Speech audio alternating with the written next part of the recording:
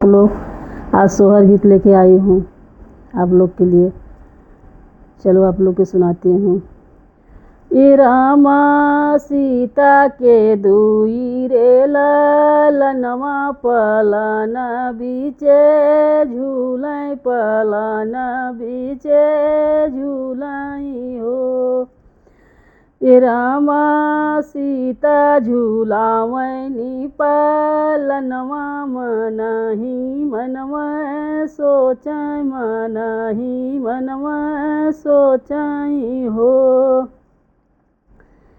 ए रामा सीता झूलावैनी पलनवा मनहि मन सोचै मनहि मन सोचै हो। रामा जब हम होइति अयोध्या महलिया कंचन होतिनि महलिया कंचन होतिनि हो। रामा सासु मोरी होतिनि कौशल्या धनवा लुटौतिन सोनावा लुटौतिनि हो।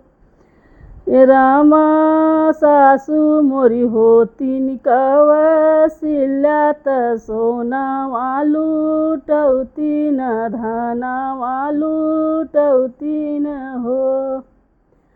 रामा घरी घर से औतिनि सब सखिया ललन के खेलौतिनि पलनवा झूलौतिनि हो।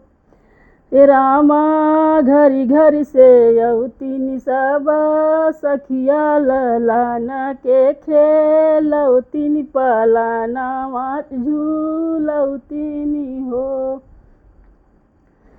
रामा दुअरे पर बजतै नगाड़ा भीतर सहनैया भीतर सहनैया हो। रामा दुअरे पर बजतै नगाड़ा भीतर सहनैया भीतर सहनैया हो। रामा वाल्मीकि जी के आश्रम ललन मोरा खेलै ललन मोरा खेलै हो। रामा धीरे धीरे विद्या पढ़ावै और वेद सिखावै हो। रामा धीरे धीरे विद्या पढ़ावै और वेद सिखावै हो। रामा विष्णु चरण चिता पावै दरस ओहि पावै दरस ओहि पावै हो।